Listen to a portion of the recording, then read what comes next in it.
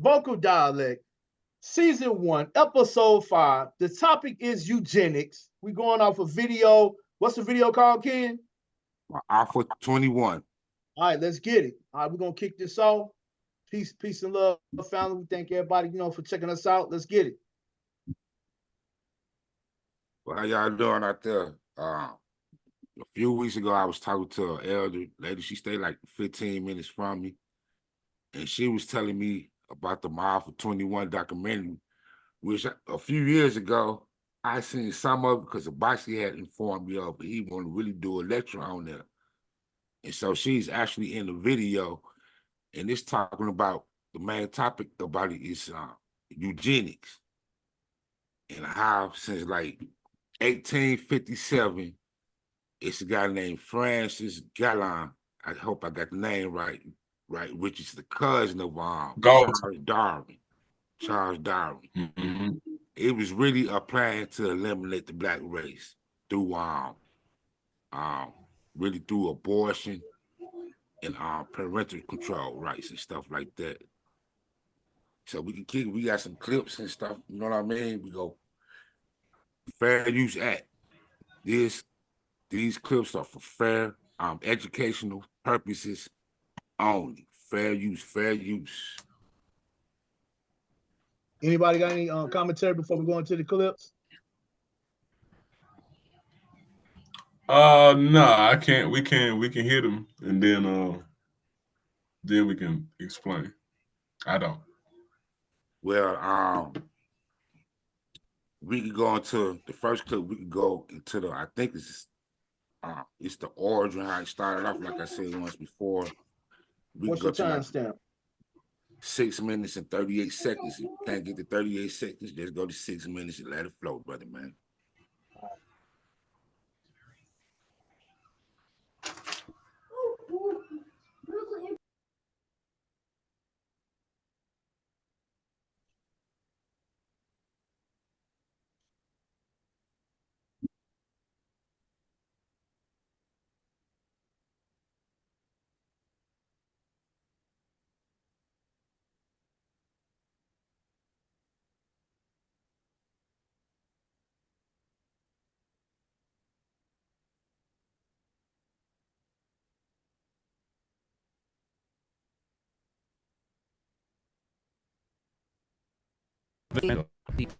His called eugenics. And for some, it seemed like the perfect solution to what had become known as the Negro dilemma.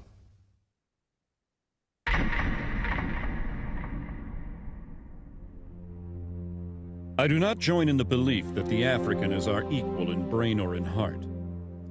And I believe that if we can, in any fair way, possess ourselves of his services, we have an equal right to utilize them to our advantage. Francis Galton, 1857. Francis Galton is known as the father of eugenics. He actually coined the phrase eugenics. So he believed in trying to increase those he felt were superior in stock and decrease those he felt were inferior. Francis Galton came from a very wealthy family, a family that made its wealth from the slave trade. And what a lot of people don't know is that Francis Galton was a cousin to Charles Darwin.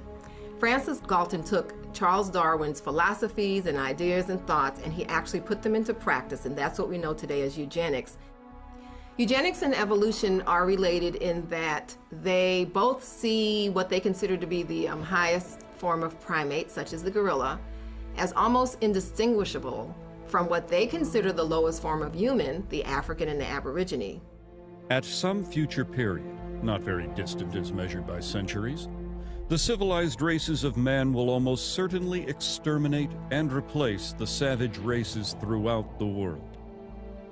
The break between man and his nearest allies will then be wider, for it will intervene between man and a more civilized state, and some ape as low as a baboon, instead of as now between the Negro or Australian and the gorilla. Charles Darwin, 1890. Cut it out. Charles Darwin is very well known for writing. All right.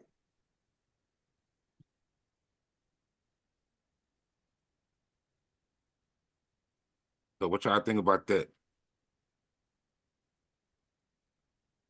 I think the roots of the tree were probably some of the most important things that we should probably pause and take a look at, because it talks about medicine, psychiatry, uh, mind manipulation, medical, usage on ways to control the population through eugenics.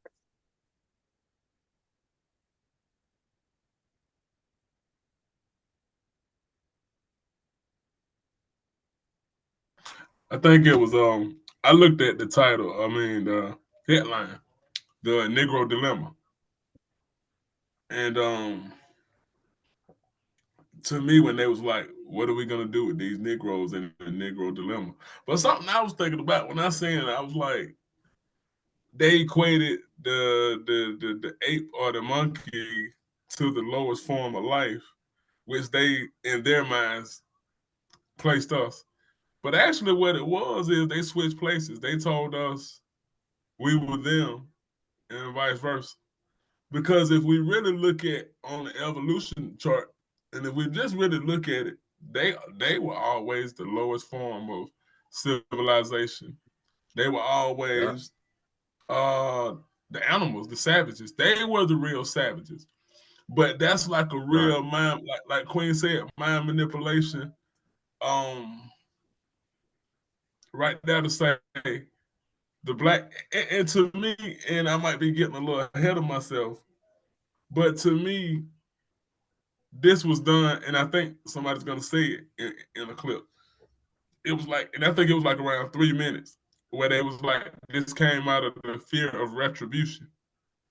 So not only the fear of retribution of enslaving the people for all this time, and then you quote unquote release them or free them. And then the dilemma comes in like, well, what are we going to do with them? You know, we still have to find some way to oppress them, enslave them, all of the above. So this is where they came up with these contraceptive tactics. One of the comments made was like, maybe we should send them back to Africa. And I'm like, why didn't? Right. They weren't gonna send you back to Africa. They know where the resources was at. I know, but I'm just saying, like, they thought that this would be better. Charles Darwin, the father of evolution. Because in their minds, all of this is in their minds. In their minds, they're civilizing us. You know, to take us out of our original element and habitat and bring us into civilization and give us religion and give us all of these luxuries. We civilized them. Then you see how we helped them.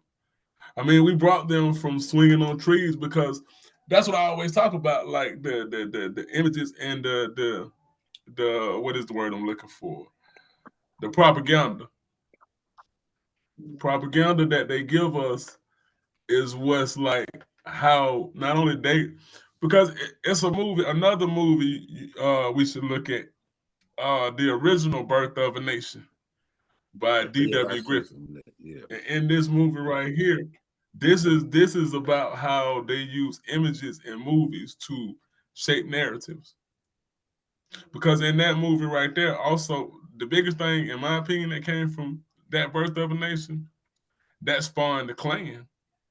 And in their mind, in that movie, again, in their minds, they're saving humanity and civilization from the savage black people, because they had to put us like we were over-sexualized, we cannibals, we don't really have any type of tact or intelligence. So all of these things had to play into their justification for what we're about to dig into, what they actually doing. It makes me infuriated, truth be told, because, I took a feminism course in college one year, and it was about, a lot of it was about the origins of the feminist movement and Margaret Sanger.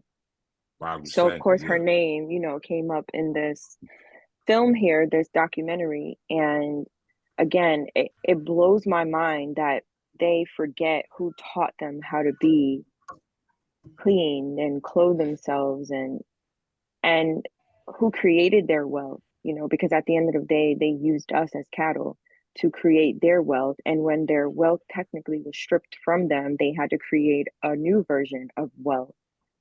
So I believe that's where Margaret Sanger comes in, you know, with the whole concept of the, what was it, birth control review, I believe Mm-hmm. it was called, right? So, you American, know, I think it was called American Birth Control. yeah, and you can probably still read these papers today. I remember I had to do some research on that crap, and, you know, for school. And, you know, I took the course because during that time, the whole big deal was about Beyonce having a husband who supported her, but yet, you know, talking about screaming single ladies and things like that. So I was confused as to why she was promoting feminism when I truly didn't understand what it really meant to be a feminist, you know, at that time. So I said, oh, let me go take this course. But again, learning that, and then it goes into Planned Parenthood, it goes into how women, Black women, you know, left their men behind and joined the feminist movement, you know, because they wanted to equal rights and so on and so forth. And now I think that we're starting this all over again, you know, as history repeats itself. Almost 100 years later, we're kind of dealing with the same thing, Black women and Black men having that same type of separation as opposed to kind of joining together as one. Thinking about Planned Parenthood and their origins, we all know that Bill Gates' family also, you know, has high profits and high deep pockets, or they were like on the original board, or, you know, funded it as well. So we also see what he has done present day with the vaccination and the pandemic, and now he's again history repeating itself. So I think it's really wise for us to consider, you know, the concept and the idea of sterilization, because that's what really made me upset. Because if you're literally taking away the reproductive rights from little girls who were some as small as 9 years old, they said, you know, 12 years old, they had the testimony of another young woman who was raped at the age of 13. You know, some 7,600 people in Georgia were taking their reproductive rights taken. They said up to 150,000 of some states who never disclosed their records. You know, just thinking about the amount of people that lives were forfeited just from this concept of birth control, you know, like how inferior would we truly be? And this is why I always say they know exactly who we are, but we just don't know who we are. They always knew that we were, you know, greater than them. So to think that they were like, we need to put a pause on this entire people, what is the best way, most fastest way? They even asked the people, what is the greatest thing that is causing Black deaths? Everyone said heart disease and diabetes and everything else except for abortion. Yeah. You know, and that really breaks my heart every single day, because they're like, you're continuing to have children, but yet you can't afford to do so. And my thing is like, whose fault is that? You know, who said that we could not afford to have children? Back in the day, they were having kids 12, 13, 14, marrying 30-year-old men, you know, in that time. Will history repeat itself with that? We're seeing girls have children younger and younger. But again, the whole concept of sterilization and taking reproductive rights away from people, we don't know if people's reproductive systems are being removed once they're doing abortions or not. And that's my issue. You don't know. We're not the experts here. You know, how many women are struggling with conceiving today, but may not even be able to conceive because they didn't know that their reproductive system was removed. Like, these are real life issues, you know, and as a woman, you're born with all of the eggs that you'll ever have. You can't get more. Do you know what I mean? So that concept it made me angry, you know, listening to that testimony. You know, the young lady saying that she never had an education, but yet the son that she conceived through rape ends up owning 3 huge businesses, semiconductor business. I think she said a construction company and a real estate company. Queen. That's the elder lady I'm talking about. Boom. We definitely need her to come on here for sure, because I'm telling you right now, like, That really stuck with me, and it really sat with me, you know, because she's like, I didn't even have a education, daytime education, elementary education, high school, middle school, nothing, but I have a college degree. Like, who told you that I was dumb? But see, again, it's gonna come back to the social engineering, right? And everybody know I'm always talking about this social engineering, how they come up with these concepts. The word that they kept using, Francis Galton, Gunnar Might, all of these ones, they kept coming up with a word, feeble-minded. Feeble-minded. The Mhm. Yeah, Negro feeble, is yeah. the Yep. Negro lacks intelligence. The Negro is feeble-minded. Feeble, So in that immoral. lack of education, number one, they're controlling the entire narrative. Yep. They control they control the little of education we get, which justifies to say, see, they're dumb. And the thing was with Missy Lane's grandmother that they used the fact that she didn't have education, she didn't know what certain things was. And in the clip that I got, they use these things like to where they would deny you rights if you didn't take Yeah. sterilization, abortion. They would deny you rights.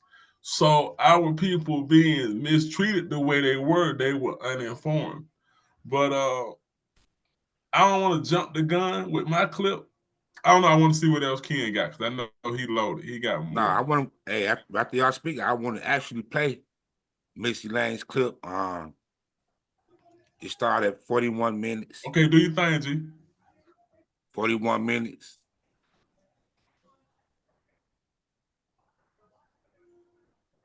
Fair Use Act. Fair Use Act.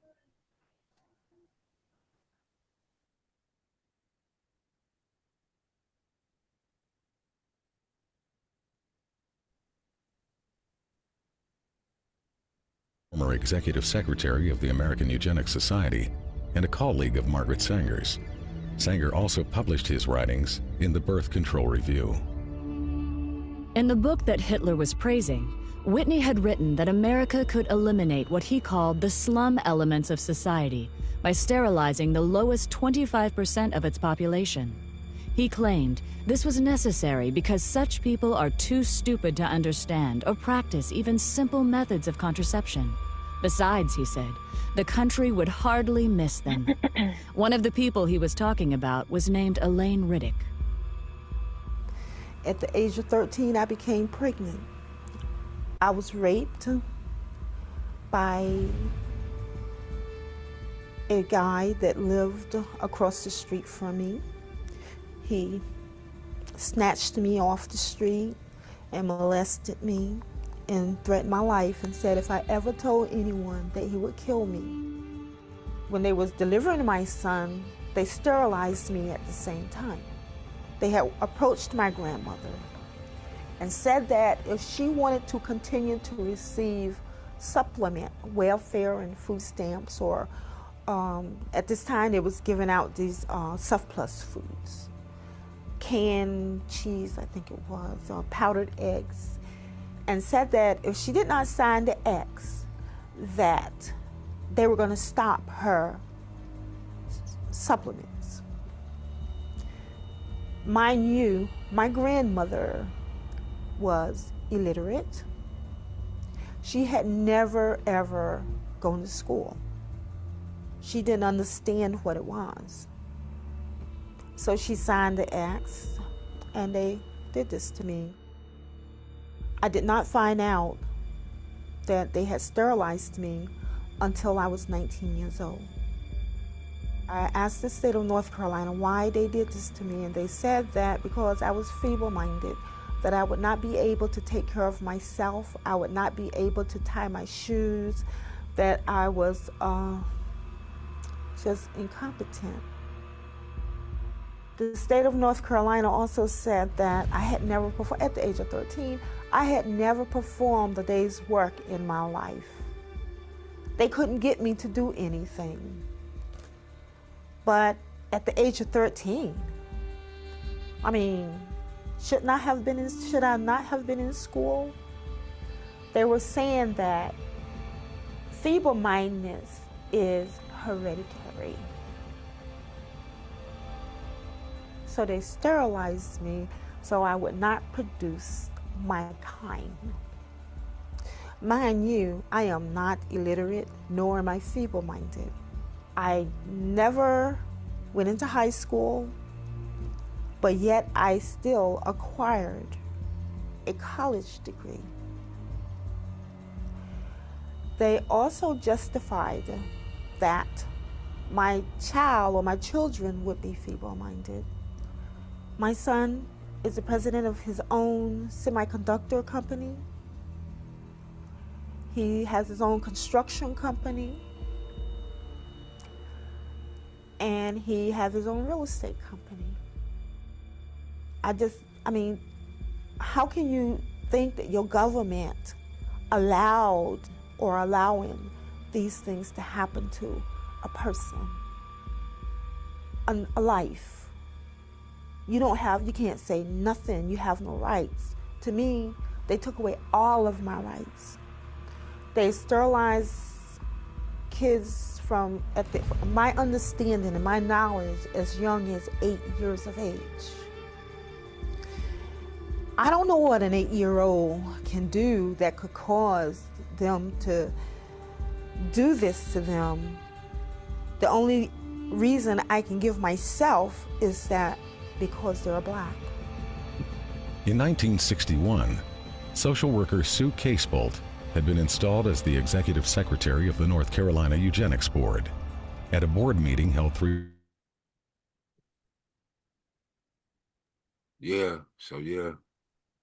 Miss Lane, like in her early, she 69 to 70, somewhere around up in that now.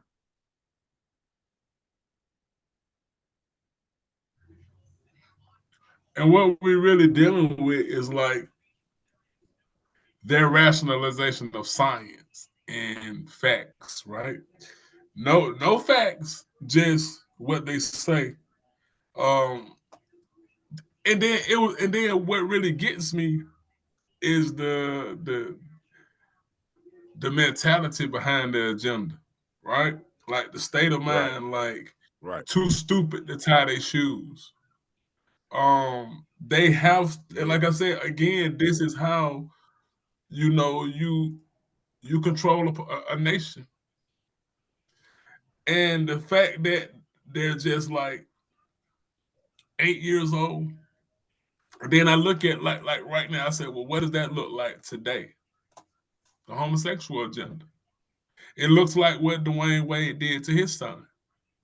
It looks like destroying a generation before they could even get started. It looks like, again, the Negro dilemma. What are we going to do with these Negroes? I mean, well, we can't just let them, And also, I think it goes into fear of white genetic annihilation. Yeah, that's what it is. Which is Dr. Francis Cress-Wilson. The key component. 100%. Francis Cress-Wilson, white genetic annihilation. And this is where we have to, because I do my videos and I always say, our people suffer from the white ice is colder. Meaning like the ice in Buckhead is colder than the ice on Old National. They think as long as something is closest to white people, it's better. And when you really go behind these type of people, this is why I was always giving these names in my videos. And I said, I'm not giving these names. If we really go behind Charles Darwin. Now Charles Darwin, Sigmund Freud, all of these are insane white people, but they had the power to do what? Define. So when you have the power to define, this is why we have crazy pronouns. This is why we have trannies fighting for their own pronouns, because the control is in the power to define and make you call them or make you adjust to what they put out. But it's wild. I mean, it's like my 4th time seeing this video, but every time it's like something new get me. Yeah. Same here, brother Obashi. Something I want to talk about. Oh, go ahead, bro. I thought you were going to say something. It's a timestamp. It's like the hour and 20-minute mark. To be exact, it's like I got the 1:20:56, and it talks about the ministers. Me too. I got the how the same thing. ministers was used. Oh, wow. I wrote down the same thing. No, you say 1:20. No, my fault. Yeah, an hour Fair 20. Use Act. Fair Use Act. Fair Use Act. Hit it one more time.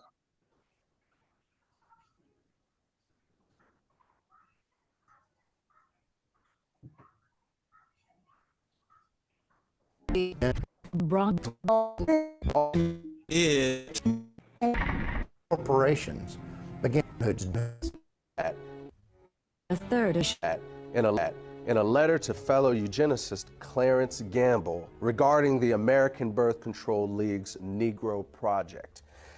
Gamble was an heir to the Procter & Gamble fortune and a major financial backer of Sanger's.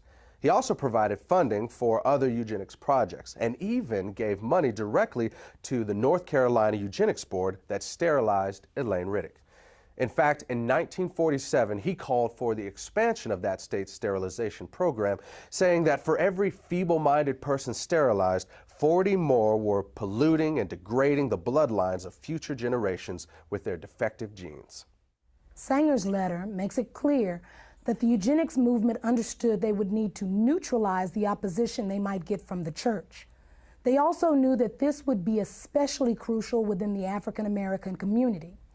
Their strategy was to manipulate church leadership into selling the illusion that support for eugenics was not inconsistent with the Christian faith.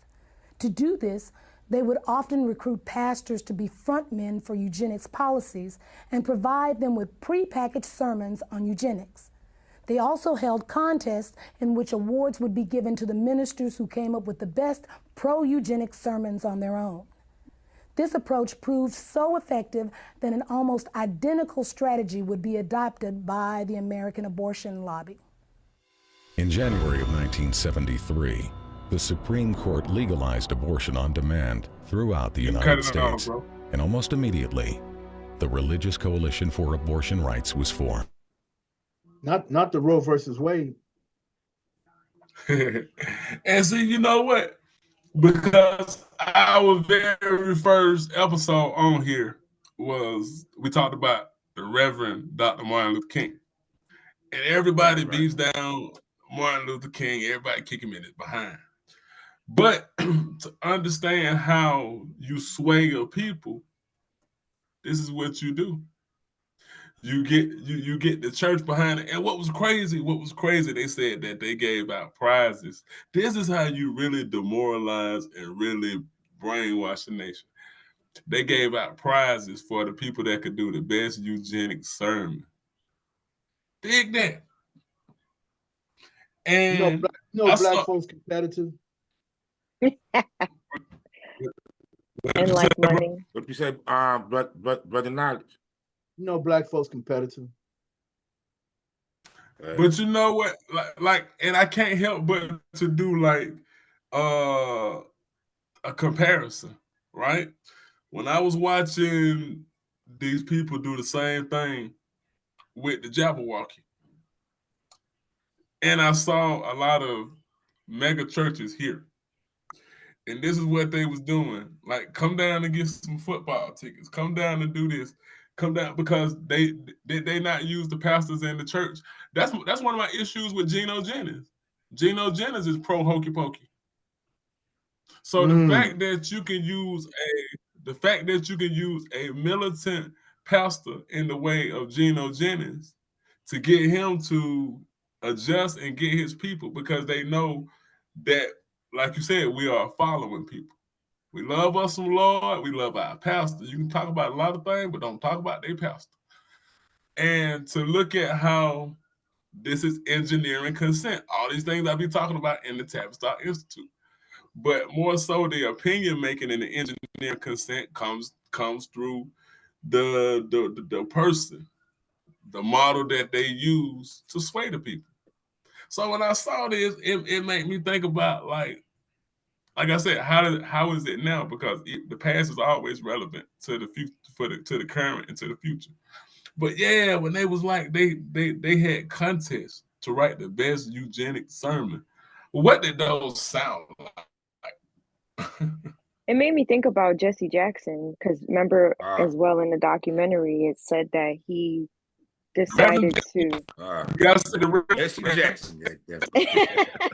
that he decided to run for president. Jumped the gun on that one. Hey, they mentioned that. I got a session sellouts here, but go ahead, Mr. Queen. But that was my point. You know, we don't know what they gave him. You know, everybody that runs for president has a political PAC, of course, you know, and you need some bread to get donated in order for you to continue to advertise. And I'm pretty sure that has something to do with it, because nobody was against birth control at one point. You know what I mean? And it's funny because this made me think about it, you know, just being a woman, you know, and when you're young, you know, my parents had that birds and the bees talk, and they were like, you know, if you're intimate with somebody, then you need to be on birth control. And I'm like, I need to be, or y'all want me to be? You know what I mean? Yep. So for me, I was on birth control from 16 till about 26. Probably missed 4 pills in my whole life. And I'm like, what kind of sterilization did that do? What did that do for my body? You know, like, and just thinking about that, people still do birth control. Now they get actual implants. You know, what does that do for you? How can you have an implant that'll pause sterilization for 5, 10, 15 years? Like that sounds completely crazy, to the point where you're not even having a menstrual cycle. Hey, like Queen, that sounds crazy. You remember the Noraplant? I seen it. I do, yeah. Noraplant they used to put in females' arms for birth control. I remember that. And that's what I'm saying. Like, let me ask you we don't know what those chemicals did. Right. After you, what age were you when you started that? 16. So this is what I think, because I've seen this happen more than I can count. At that young age, what do you think is doing to a 15, 16-year-old body? Because I would think those medicines or that those contraceptives would be too strong for them at that young of an age, in my opinion. What you think? Yeah, 100%. And it makes me think about the whole BBL wave right now. Because kids, like, think about SZA. She's had 2 BBLs. I don't even think she's 25 or 26. If she is, I'll be shocked. But thinking, like, a woman's body is not completely formed or reached adulthood, nor is your brain at that age. So people are altering their bodies by ingesting these products and chemicals. And the thing is, they have so many different forms of birth control now that they have them yield towards certain things. Oh, you want more iron. Oh, you only want to receive a period 4 times a year. You know, there's so many different types of chemicals and things that they're putting in here that can alter the development and growth of your body, can probably slow down your brain process or even the reproduction process. Again, we don't know. But the problem is that we're forced into into Western medicine 9 times out of 10 against our own will, because I say United States citizens are some of the most trustworthy, fall in line citizens that there is. We just accept everything and never question anything. Hey, since you had mentioned the sellout system, the organization that sold us out, like Jesse Jackson, NAACP, the Black Caucus, Brother Nice, go to an hour and 11 minutes, man. Fair Use Act, educational purposes only. Fair Use Act.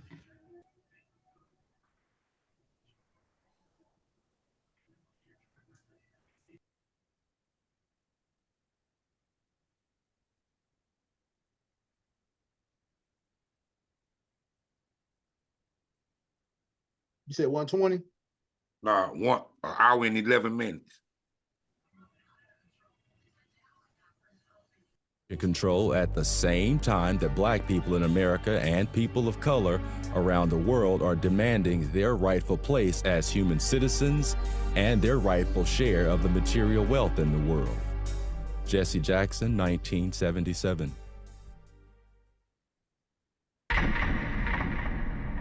It is interesting how everyone assumes that the pro-life movement in America began in 1973 with Roe versus Wade. But we who were around during the civil rights movement and struggle of the 1960s, we know that the first anti-abortion groups were organizations like the Black Panthers, the Nation of Islam, and other community organizations.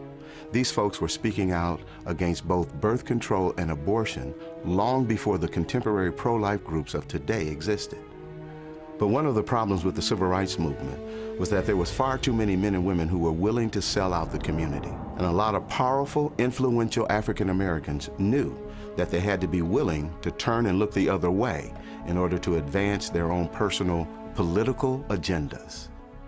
In 1972, those members of the Congressional Black Caucus, such as Charles Diggs, did not trust the abortion industry or those who were espousing population control or family health, and they were suspicious of them. But when the money began to flow, just as it was with Jesse Jackson, when he found out that indeed he could get funding and monies to run for presidents from these people, he flip-flopped in his position.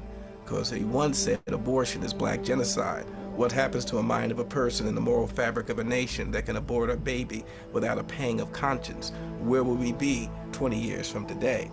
But when Reverend Jesse Jackson realized he needed money to run for president, all of a sudden the most important civil rights issue is a woman's right to choose. In 1975, Jesse Jackson called for the ban of abortion through a constitutional amendment.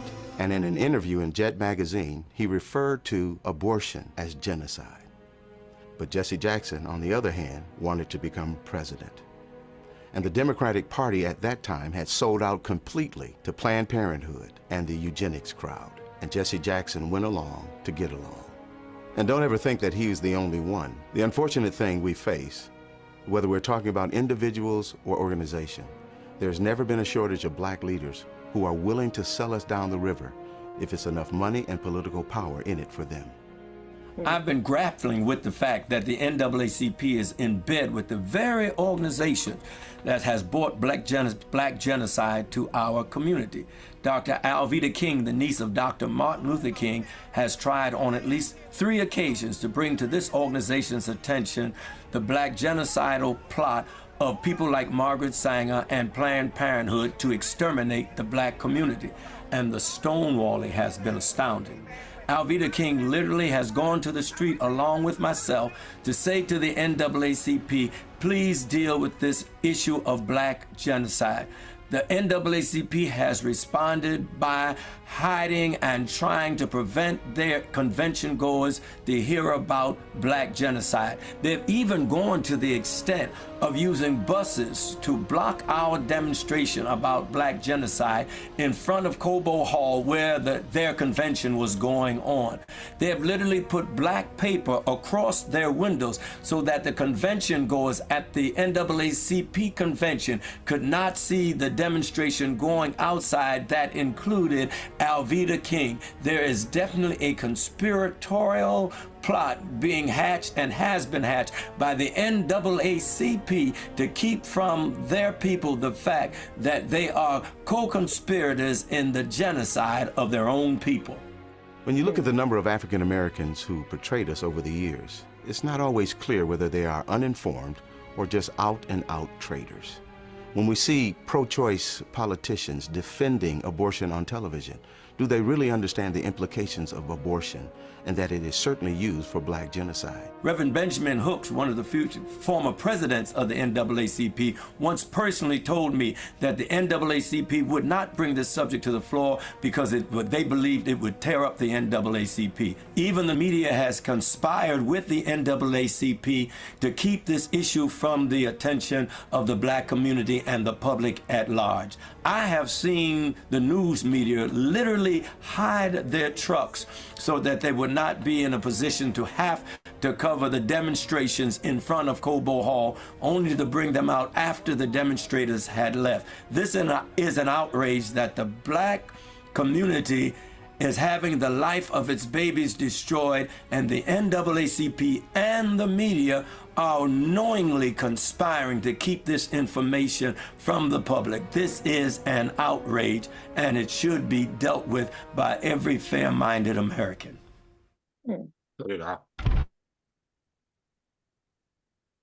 Well, we all know Jesse, man, was you know, we know Jesse, man, Fugazi, man. Come on. Basically, Jason. The whole thing of this is depopulation at its highest form, manipulation of our people, because we of course we lack resources, we lack education, we lack the right to do a lot of things that we're supposed to be doing from the jump in Western European society upon the Western European rule. And the fact of the matter is, you know, a lot of people may not know, but it started way before that, you know, the studies and things of that nature, and to bring us.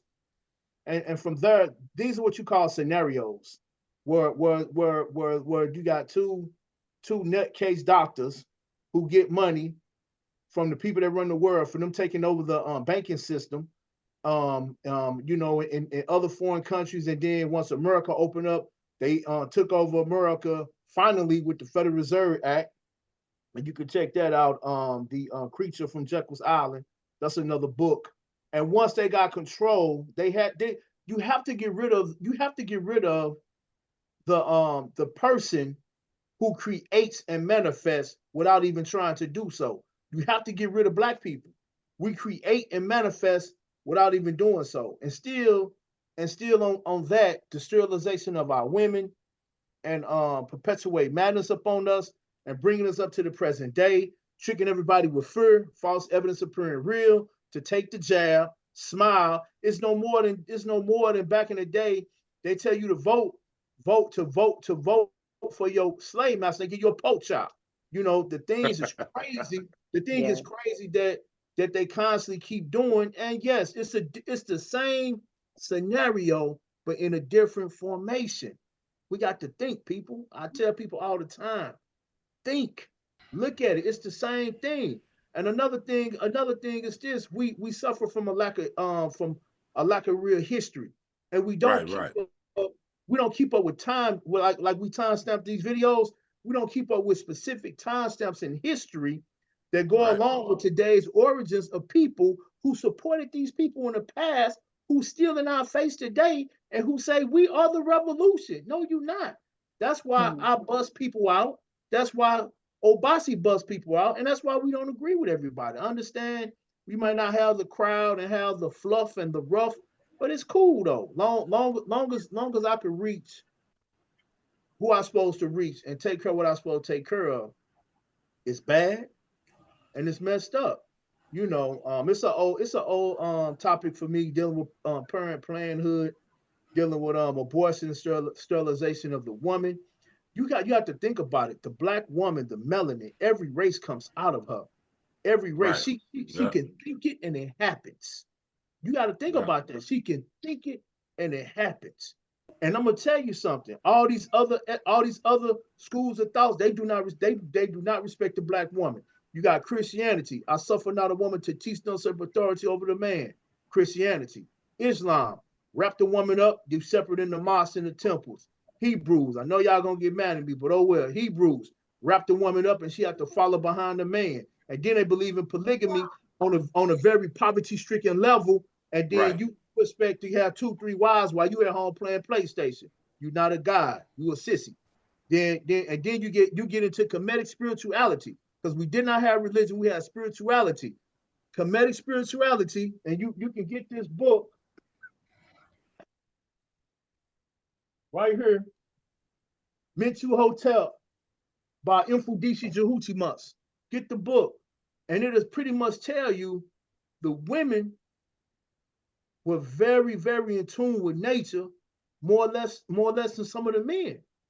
They knew the stars. They knew what crystals did what. They knew what the moon represented. And then also in ancient Kemet, some of those rituals you could not do without the woman. Look on the walls and these different papyrus and things of that nature. The woman was involved. The woman went and found the great Nasubiti when they cut them up and put them back together again. I mean, that's no new thing on the Ra, you know. And bring it fast forward up today. Got them trying to kill off the Black race as well. They trying to do it today with the double jab. The double jab and the other things that they tell you to go with. The double jab with the extra boosters. It's the same thing. We Like just 5 of gotta them now. we just Well, gotta stop. well, We just gotta stop. We just gotta stop participating in madness. but see, on a surface level, it seemed that simple, right? And I'm glad you just let me know that I bust people out, and I'm about to do some busting out now. Because if we look at it, okay, let's get back to it and say, what does that look like now? Number one, when I saw that, like what you just said, and dudes, y'all can feel whatever y'all feel. We gotta keep it. We gotta keep the bread fresh. The males are the problems. The males were the problem then. In this quote, and I should have let the video play it out more when they talked about the pastor. Margaret Sanger said, and we quote, and y'all can go back to that hour and 20-minute mark to catch it. But it said the minister's work is also important, and also he should be trained, perhaps by the Federation, as to our ideals and the goals that we hope to reach. We do not want word to go out that we want to exterminate the Negro population, and the minister is the man is the man that straightens out that idea if it ever occurs to any of their more rebellious members. And what does that look like now? It look like us trying to tell you niggas Umar Johnson ain't shit. It look like us niggas trying to tell you. So when we saying come out of that, we're still in that on a conscious level. This is why I say we gotta stay like humble, because we still looking for you more to build a school. We didn't stop polite. We didn't stop polite. We didn't stop Pharaoh. You want to know so why? The insanity is always. Why is that? Know why? My opinion about it, cause we sick, man. Why is that, G? Cause we're sick people. Yeah, that's all. We're sick people. Period. And So also, what about? Go ahead, Queen. No, you can finish. I think I'm kind of like changing the topic a little bit. All I want to say is, it goes back to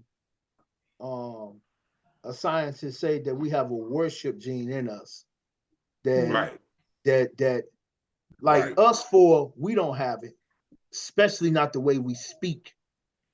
But a lot of our brothers and sisters, they have a worship gene in them. They have a deep, terrible competitive spirit and competitive nature to be a part of something that they think is on top. That's where you get the stuff from. My pastor, right? Oh, my pastor the best. Oh, my pastor the best. Oh no, the Moors is correct. Oh no, the Hebrews is right. Oh, the minister he's correct. Instead of us having an unbiased opinion, coming together, clear out the real infestation, and then deal with the matter at hand. Once the dust clear, then we can dispute and debate from now on to eons about who's who and what's what. I agree. But and again, I think Queen wanted to say something before. No, I was gonna say, you remember the timestamp, or I don't know if either of you have it. There were two about the guy who went undercover with Planned Parenthood about specifically putting his dollars to Black genocide or to Black women who wanted to perform abortions. Do you have that timestamp listed? And then also the Black. That's towards the end, right? It was. I think it was. Yeah. And also how they wouldn't give resources, after some countries, Haiti specifically, New Orleans, I think Puerto Rico as well, how they wouldn't give donations to lift up their infrastructure once again, without accepting abortion to be legal in their country. I seen I didn't time step. That was Guyana. So we can actually hit the 122. We can actually hit the 122 mark where Nixon. Oh man. That conversation. And see, this is the crazy part. And see, look, before we let the pastors go, because Louis Farrakhan is just a pastor too. What that looks like currently is him being in cahoots with Scientology. Now y'all can lie. Y'all can lie all y'all want. Hell yeah. You right on that, man. Look, pause. Let me do this. Let me. You can lie all you want, Reza Islam. You can lie all you want, Wesley Muhammad. His followers can lie all that they want. But what you can't lie on that video is him kissing Michael Flager in the mouth. What you can't lie on that video is him okaying L. Ron Hubbard's teachings. So this is how we stay in the frying pan. Because like Knowledge pointed out, that worship gene. And the fact that science and the fact that Dianetics, that ain't nothing but a mind control machine.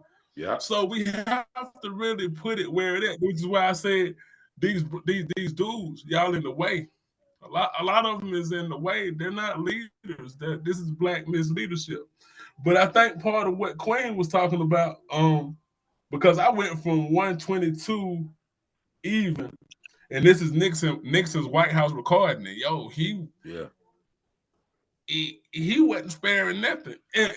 And what's crazy is the time. This is 1972. Mm-hmm. This was like the 70s.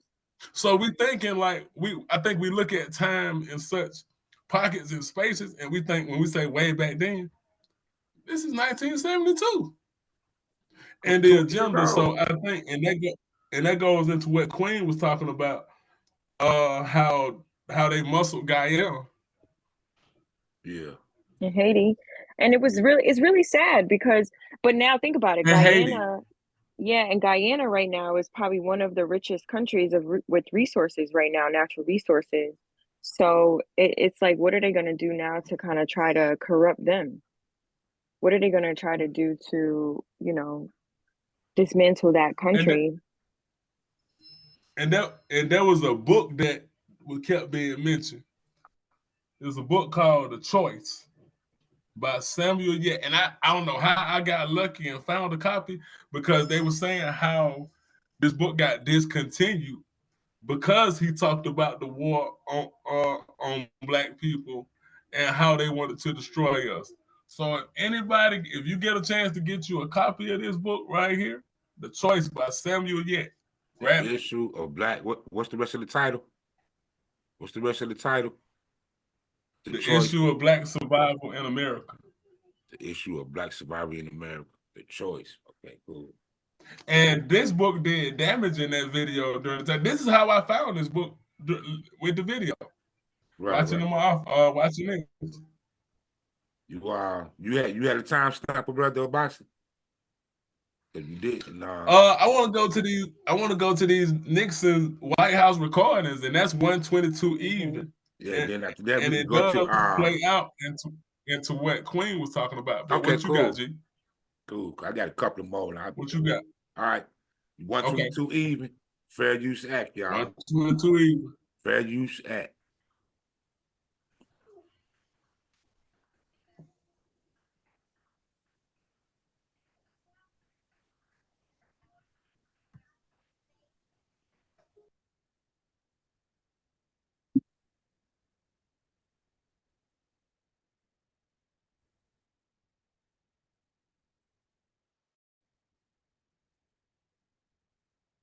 Of future generations with their defective genes. Sanger's letter makes it clear that the eugenics movement understood they would need to neutralize the opposition they might get from the church. They also knew that this would be especially crucial within the African American community. Their strategy was to manipulate church leadership into selling the illusion that support for eugenics was not inconsistent with the Christian faith. To do this, they would often recruit pastors to be frontmen for eugenics policies and provide them with prepackaged sermons on eugenics. They also held contests in which awards would be given to the ministers who came up with the best pro-eugenics sermons on their own. This approach proved so effective that an almost identical strategy would be adopted by the American abortion lobby. In January of 1973, the Supreme Court legalized abortion on demand throughout the United States, and almost immediately, the Religious Coalition for Abortion Rights was formed. Less than a year earlier, the following conversation had taken place in the Oval Office of the White House. It began on the 30th of March, 1972, and continued 4 days later on the 3rd of April.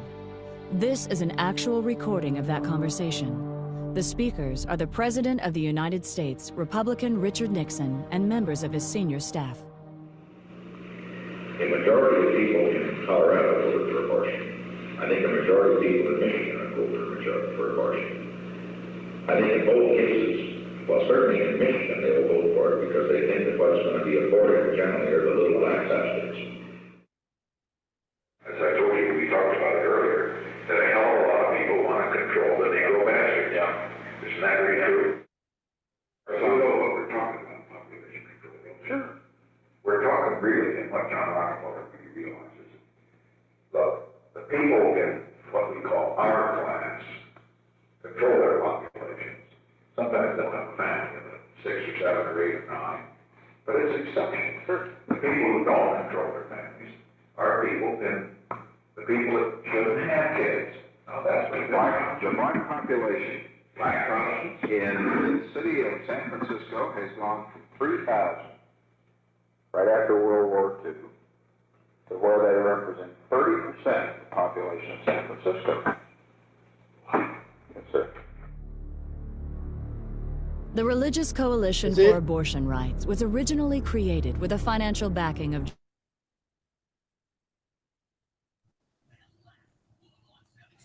And it was shocking. Like, he was like, what? When he said 30%, he says, what? And see, this is what we're talking about when we're talking about these Democrats and these Republicans and the Democrats. And people get so caught up in that still to now, where they like the Democrats and the Republicans.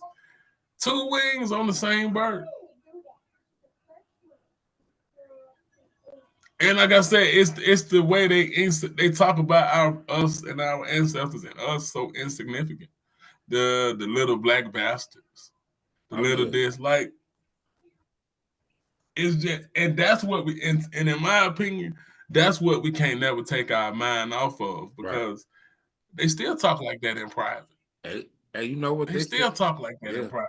Yeah, you know, one clip I forgot, I didn't write it down as I was listening.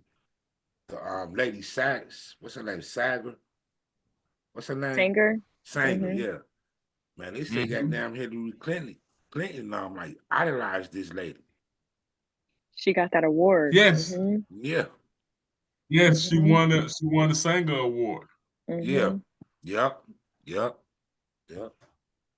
And it's what these people really think about. And I think so. Yeah. And I think she had a chef. It was a black chef that she used to have. And if I'm not mistaken, his name was Trayvon Martin. And he said he knew, he heard personally on several times how she would talk to the kitchen staff and be like, fix me a sandwich, nigga. Go get me, tell that nigga to get me a sandwich. So it's like, no, it's not funny because I'm fighting. Hey man, but you know what, man, you know, I just hope our people wake up, because we know this is how these people think about it. We know this, but man, that's why I can't. You know, business is one thing. If I have to do business with you, I'm gonna do business with you. You know what I mean? But man, I can't get personal with damn one of them motherfuckers, man. This is why I'm like, you know, interracial relationships irk my soul for this very reason.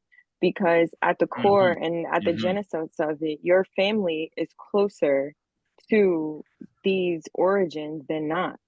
Your grandmother, if she's surviving, has experienced this firsthand and probably still talks and side eyes y'all every time. And what annoys me is that they know that they're about to be extinct, yet although they hate us, they continue to use our Black men for their benefit. Get out. Chick had the whole all-star lineup, you know what I mean, on her wall. And it's like we continue to encourage this behavior. Every time I see mixed kids, I'm like, bruh, why? You don't even know how to do their hair. Did you ever think about that? Do you know what I mean? Like, you don't even take the time to really understand who we are as a people, but and you don't even like us, but you like our men. Why? For what? How? They don't like us, but they need us, Queen. Yo, I'm not gonna lie to you. Where was I at? I was actually sitting outside this cafe last week, and there was an old white lady with her old white husband, and this black man walked by, kind of tall, whatever. I think he's like one of the security guards, and she literally broke her neck to look at him. And I'm like, damn, sis, like I ain't never in my life seen no shit like that. Like I was like, oh wow, this is real. Like she really had to be like probably 50, 60 years old and literally turned around to check him out. And mind you, her husband was walking a little bit behind her, so he definitely saw her. I'm like, how? I didn't even break my neck, and you broke your neck. He let her hit. Bruh, probably. And that's my problem. A lot of men be like, oh, I don't want to deal with no, white woman, but yet y'all be the same ones that'll accept it any given Sunday. Hey, brother, knowledge. It's a comment. Her name is Joyce Turner. How you got a comment and we not live? I got to do what? How you got a comment? We not live. Hey man, could you please go to an hour and 51 minutes, sir? Okay, you didn't word that right. Fair use act. An hour and what? 51 minutes. Yeah, what you talking? That's like a comment. I thought he said comic, COMIC.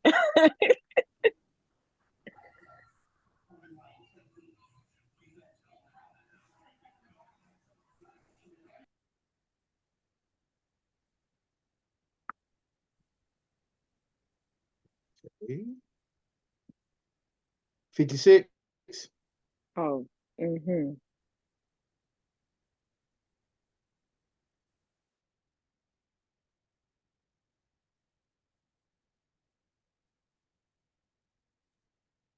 Hour 51.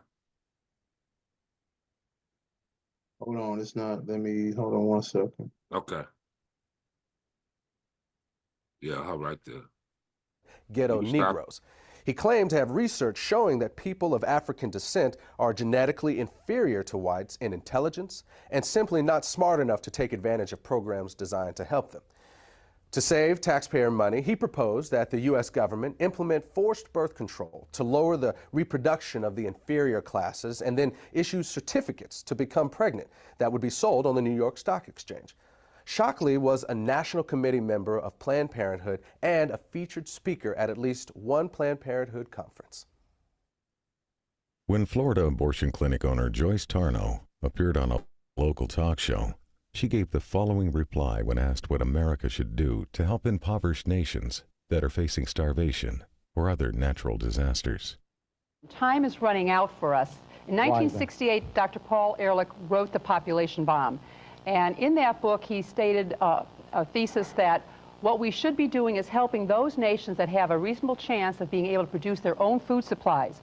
Those that cannot do that for whatever reason, those people have to just sink or swim on their own. And what we do is try to help those societies become self-sustaining that have a chance to learn how to fish in order to feed themselves. Wait a minute. Are you I just want to make sure this is clear. Are you advocating, or was he advocating, basically writing off people that have no hope of ever because of the climate or whatever problems of feeding themselves? Sort of like survival of the fittest? Or... Right. And the thing is... You agree with that? Yes, I do. The more people you help to survive, the more people are going to be reproducing and having children beyond what we can reasonably hope to have so that we can educate and house and feed these people.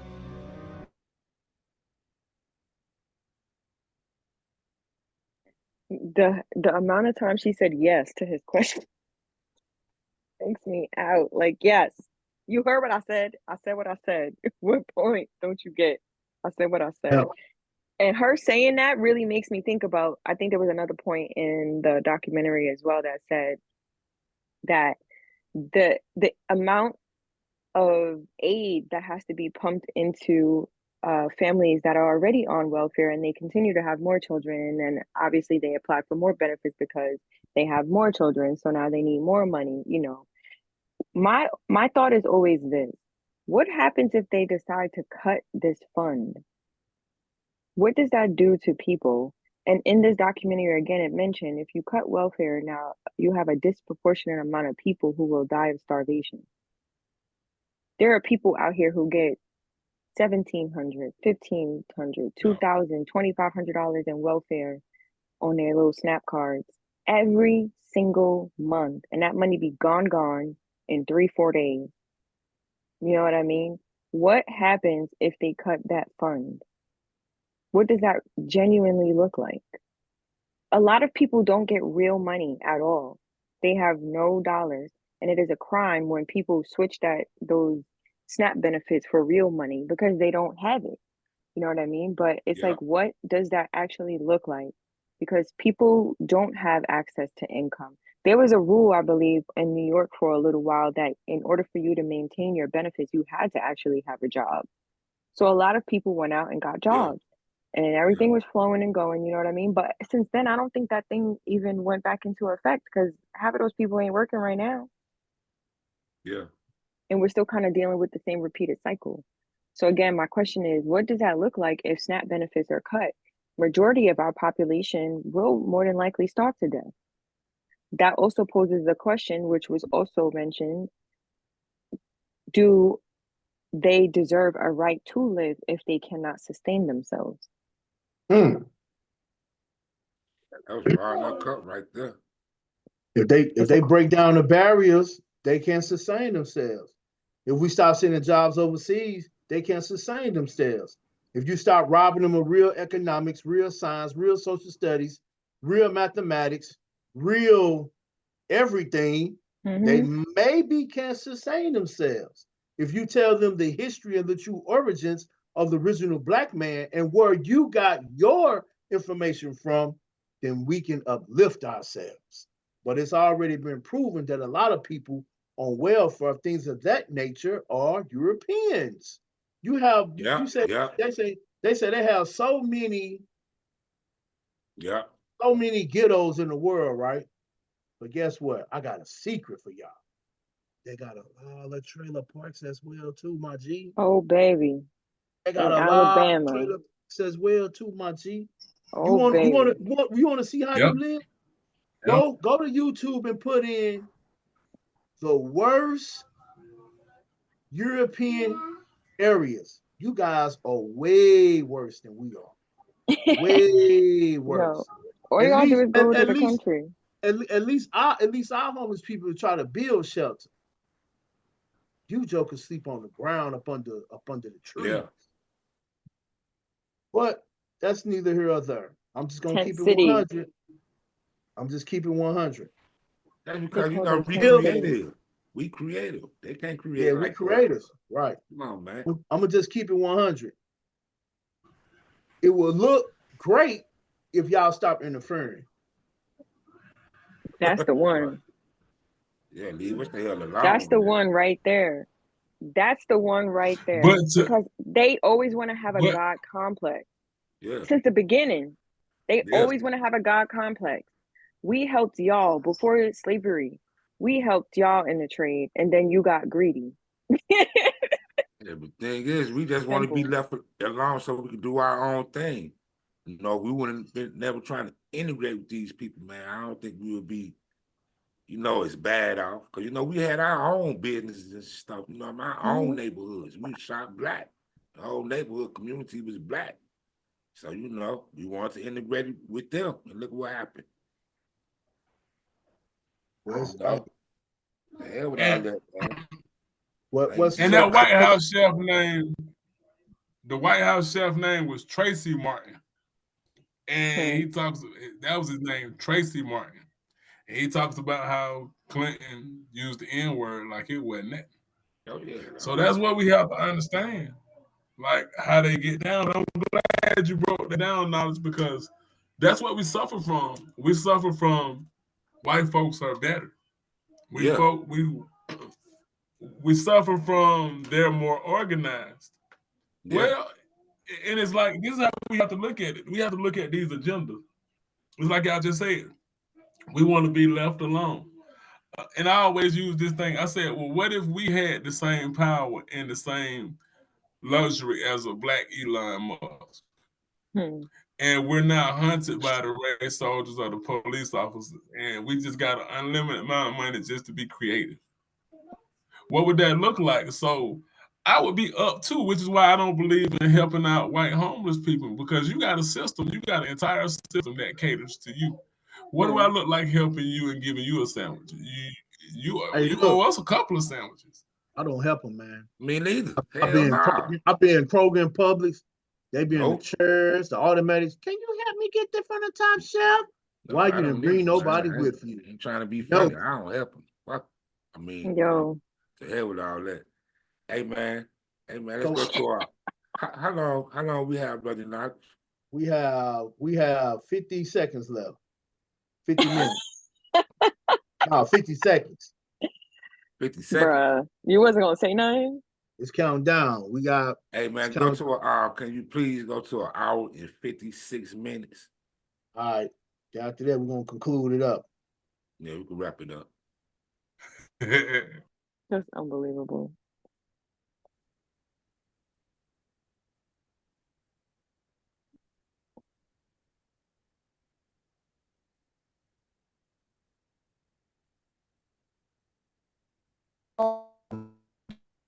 Financial burden because of things like T-National. $50 million. What you make, and you're going to watch this piece. Remember, you helped pay for it. No. Well, I want to cut it out, man. Where's the prophylactic? I can say what? Well, I want to cut it out, man. Go on, cut out. We on 56. I mean, that one is really about the agenda today. So, Okay, yeah, go ahead, push it. Yeah, she probably right. Look, oral sex is still. I thought you said an hour 56. Yeah, go ahead. Sex, okay? If it's unprotected, you gotta reject it. What? What? Oh, wow. I didn't even spew. Guys, doesn't matter. Look, if you're having sex or you're getting some blowjays or whatever, you need to use a condom. Because you could catch a sexually transmitted infection, even if you don't spew.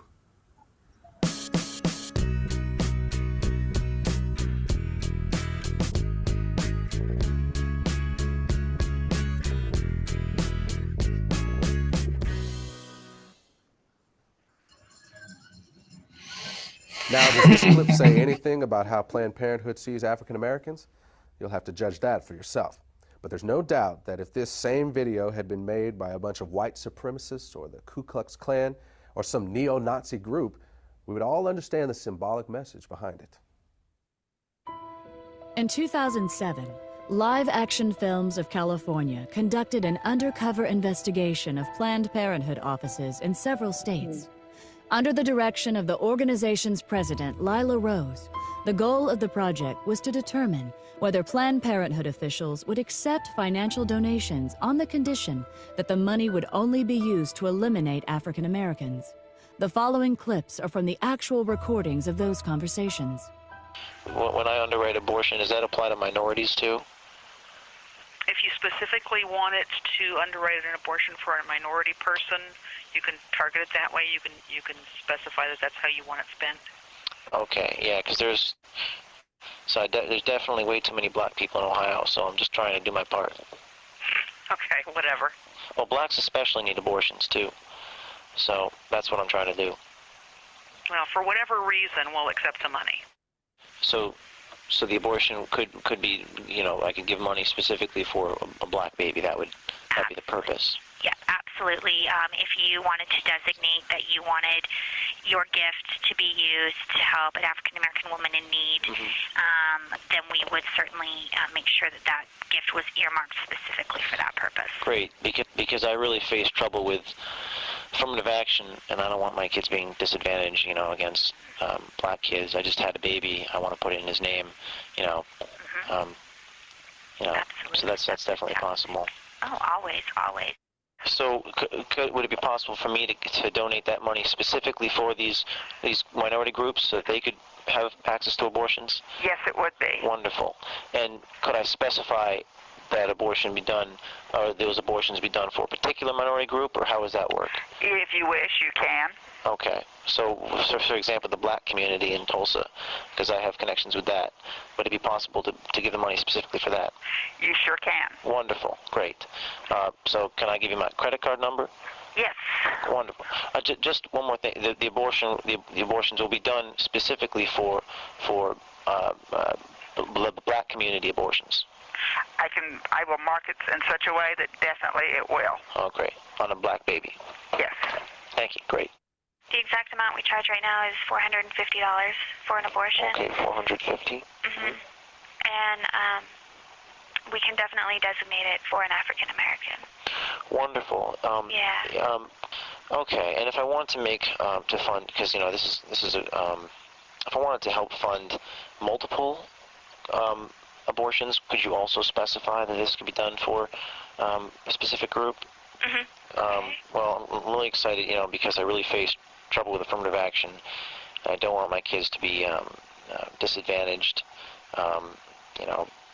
against blacks in college, and the less blacks out there, the better. So. Yeah, it's a strange time for sure. Yeah. So, okay. Well, thank you very much, Jeremy. And if you have any questions, please feel free to give me a call. My extension is 304. Yeah. Right. There we have it, y'all. The agenda of Planned Parenthood. The agenda plan of Parenthood. Any final thoughts, my brethren, my brethren? All right. Vokal Dialect. We out of here, man. Peace. Peace.